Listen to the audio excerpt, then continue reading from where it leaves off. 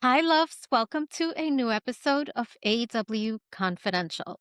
Today on AW Confidential, we're joined by actor Gary Hilborn, who has a long list of roles, which I cannot share here because we'll be here for a while, but definitely shows some of my favorites: Law and Order, Organized Crime, Blue Bloods, FBI's Most Wanted. That's just to name a few. Currently, you can catch Gary as Trent Patterson on the Netflix hit series and one of my favorites, which I was telling Gary, The Night Agent season 3. And if you haven't watched it, go binge it. I recommend it. Hi, Gary. How are you? Hi, thank you so much for having me, and thank you for that lovely introduction. I appreciate it. I'm sorry I had to shorten it, but it That's it okay. when I first started the podcast, I really I wrote these well thought out long intros, and then I realized, you know what? I can lose people in these intros. Right, right. No, no, it's good. It was perfect. I think it was Okay. perfect. Thank you very much. Awesome. So, congratulations. I just watched season 3. Thank you. Now, in The Night Agent, you step into the role of head of Secret Service, a position which represents authority and protection. What responsibility did you feel portraying that kind of power in today's climate? That's an excellent question. Let's hit them from the beginning. No, I love it. I love it. Authority and protection. Well, I feel like in general, if you have reached a place of authority, then you have a responsibility to use that authority wisely and in service of the most good. I do like that Trent is a protector. And I think without giving anything away, but I think that we see that in his relationship with the character of Chelsea Arrington, who is back full time this season. She was a huge fan favorite in season 1. She had a little cameo at the end of season 2 to tease her return in season 3. And just as a side note, that actress, Fala Evans-Akingbola, she is a dream to work Amazing. with. I loved spending my time with her in season 3. But to answer your question, I think that you see Trent's protective nature when it comes to Chelsea. And I'm really grateful that we got to portray that on screen because it does let you see how Trent operates and what he thinks is important. And he is in a place of authority, but it's a benevolent authority. He cares about all of the Secret Service agents who work for him as well as the people he's protecting. Was there any pressure playing someone like that? Pressure. I think you want to live up to I'll just speak in general. The pressure is, there are people who put their heart and soul into creating these characters, and you want to live up to what they put on the page. And hopefully you can bring it off the page in a way that makes it feel like it's a real person. That's how you get invested in these stories.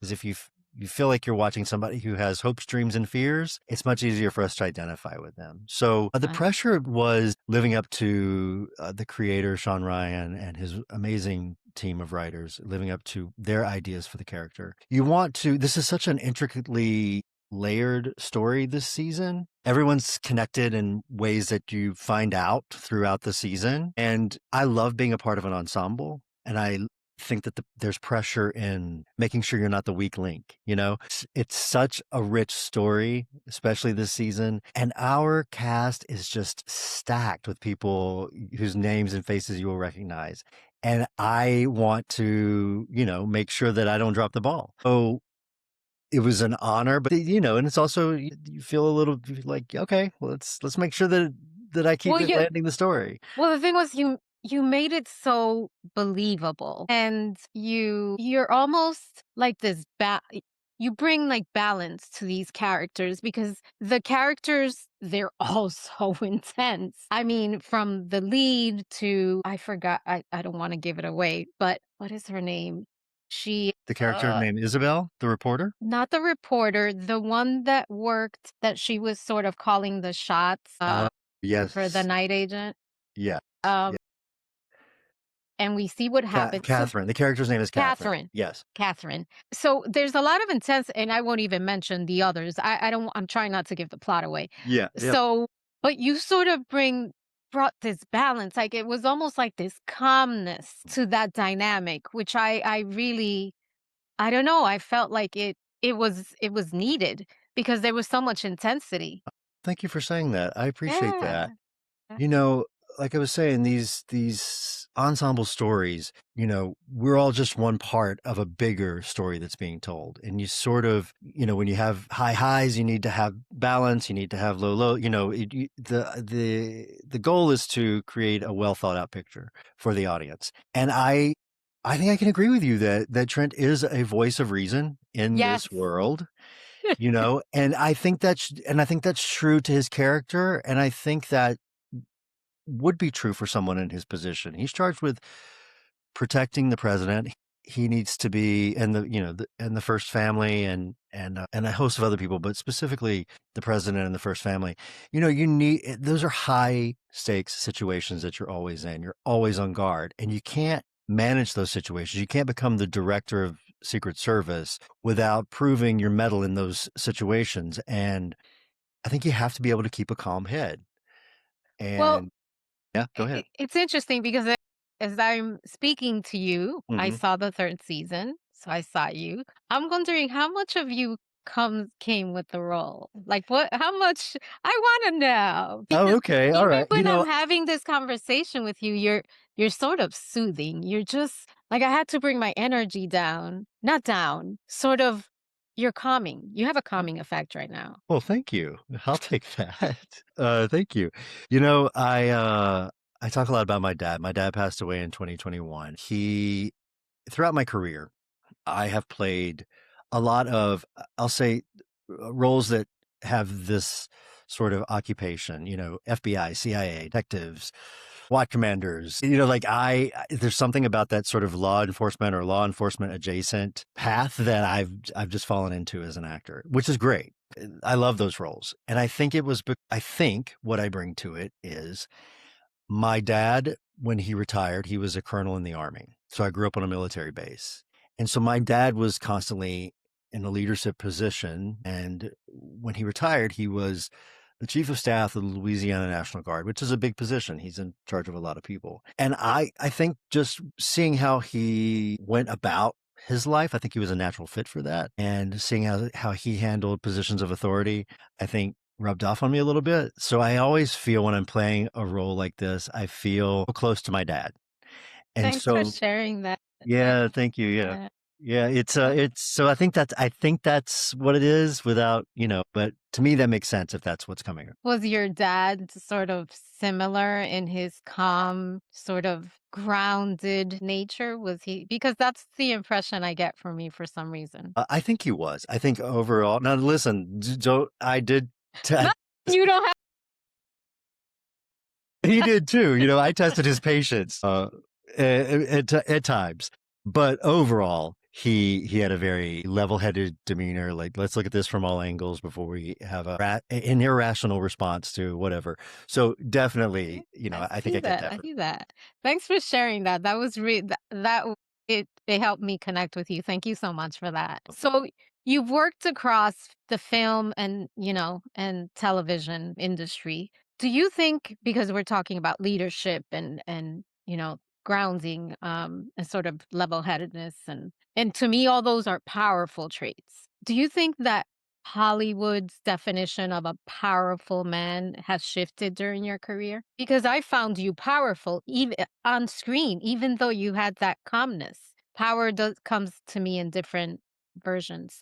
Or, I think that as a society, I think that's a question that we're constantly asking ourselves. Like, what does healthy power that doesn't diminish others? I think to just follow that thread, I think that as a society, we are putting a value on power that doesn't diminish others, that allows others to still retain their own sense of agency. And I hope that is being reflected in the art that we're making and the stories we're telling, because ultimately I do think that pop culture, music, television shows, films, books, I think that that is a reflection of culture as a whole. And so I would hope that we are seeing shift in the positive direction of what powerful looks like. Is there any change that you would like to see in the future that maybe you feel like we're lacking or we're missing? Just in general, I think that the way our media landscape has evolved, including social media, but also just everything. We just have so much out there for us to consume. So it's very easy for us to live in our information silos and get very caught up in only seeing the things that we think pertain to us, whatever that may be, whether it be gender identity, sexual orientation, race, socioeconomic, like I just want to see reflected back to me what I am. And I think what that has done is it has allowed us to just get very closed off and not listen and not be open to whatever we perceive as a different experience than our own, because at the end of the day, we have so much more in common than we have that are differences. Those Exactly. differences are usually so surface level, and they're not, like I said earlier, hopes, dreams, and fears. We all have them, and a lot of us share the same ones. So I would just like to see in the world a change that we would just be a little more open to taking in an experience that on the surface looks different from ours. I think that would help a lot. I love that. And I agree 100%. Now, I read somewhere, I think, Okay. that you're developing your own screen. Yes, yeah. Thank you for asking about that. The title of it Uh, is Sev Sharp. It's and that's the lead character's name, Sev Sharp, and it's It's a screenplay idea that I had kicking around in my head for at least a decade, and it's definitely not biographical. It's fiction. It's a film noir sort of detective story set in the modern day, but there are similarities. There are some shared experiences between myself and that character. I like to say that this character is sort of the funhouse version of my life. I was very fortunate. I had great family support, not a lot of complaints about my childhood or anything like that. But this character is, what if, instead of things going this way for me and I'm, in one direction, a positive direction, what if they all just went in a negative direction? What would I be like then? So I say that to say that it took 10 years for me to actually sit in a chair and stare at the blank screen and get it into a screenplay format, because I think there were a lot of things that I had to heal within myself, because it was touching on some things you know, that were deep, and I didn't realize that. I didn't think that, but I set a deadline for myself last year to finish the screenplay, and I did. I met my own deadline, which I was oh, pat on the back about that. And then I sent it off to some friends in the industry. The reception has been great, and it is something that I'm hoping to get produced. As I look at the calendar, we're already almost in March when we're recording this. The goal was toward the end of this year to start shooting. That might carry over into next year, but it is something that I'm actively pursuing getting off the ground. what was that just catalyst to sort of saying, you know what, I'm going to sit down and I'm going to write this? And now, Uh, why now? I felt like it was one of those unfinished things that it really came down to stage fright. Ultimately, I was afraid to put it on paper, and then what? Then I have to let people read it, and then I have to make it. So ultimately, it's just stage fright. I was afraid of putting that. It was a vulnerability thing that I had to wrestle with, and you know, I I've done a lot of work in therapy and to try to Hey, get. I'm the president of that club. I love it. I'm a big proponent of therapy. But I think I finally got to the place where I had dealt with that enough, that fear of being seen, which is an odd thing for an actor to have, but it is. And I was ready to stand behind my work. So I think it was just, I got to a place in my own personal growth where I felt like I can do this. And I was tired of my own excuses for not doing it. I really It's didn't free, isn't it? so freeing. And honestly, a real confidence booster when you do the thing you say you're going to do, when you hold yourself accountable and you get it done, you're like, hey, I just did a thing. I just did the thing that has been looming over me, and now I feel accomplished. So that was a huge development for me. That felt, Congratulations. I hope that we get to see that on thank you. screen. Thank you. Thank you. Thank you. So you portray a man who is responsible for protecting power. Huge responsibility. In your own life, what keeps you steady under pressure? And what do you protect in your own life?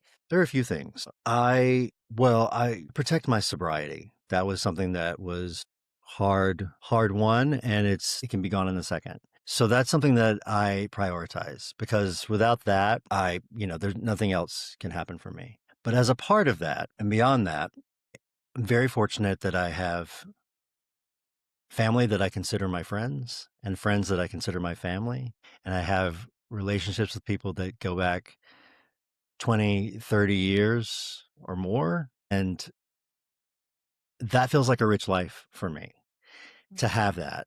And I I work on that, and I try to make time for connecting with those people as often as I can because they ground me and they are my cheerleaders when I'm not feeling like cheering myself on. And I'm so grateful to have that. I'm so grateful to have that. And so, staying in contact with the people who have known me longest and know me best and care about me and whom I care about and is huge. That's a huge thing for me. I felt that. So we like to close the episode with a truth bomb closer. That's what I call it. Okay. So I want to ask you if there was a piece of advice that you can give us on protecting our peace, what would it be? Yeah. Let's see. Mm. Protecting our peace. Let me make sure I give this one some thought. So, this was a hard one for me. Let go of what you think you're supposed to be. I think dropping the weight of other people's opinions of you is huge. Find your own North Star, your own inner truth, because people are people and everybody's doing their best. But people's opinions in general, especially of you, are really a reflection of what they feel about themselves. And it's usually not, even if we get our feelings hurt or we take it the wrong way, it's usually not ill intentioned. I think most people are doing the best they can and they think they're giving you good advice or they think that their opinion is going to help you in some way.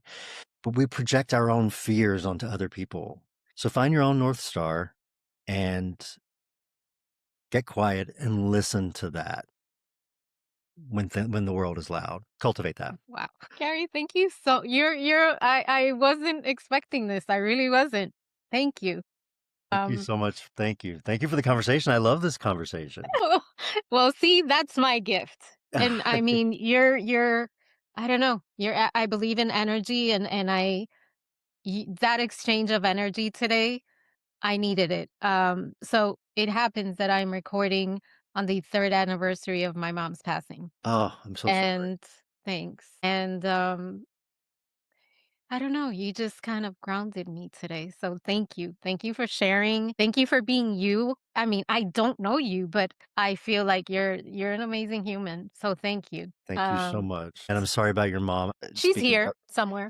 she's with you. She's with you. She's with you. You're carrying her with you. That's great. Thank you. And please share with us how do we find Gary Hilborn? Well, I'm Gary Hilborn on all socials. I'm most active, honestly, on Instagram. That one's Perfect. just the easiest for We me. love Instagram.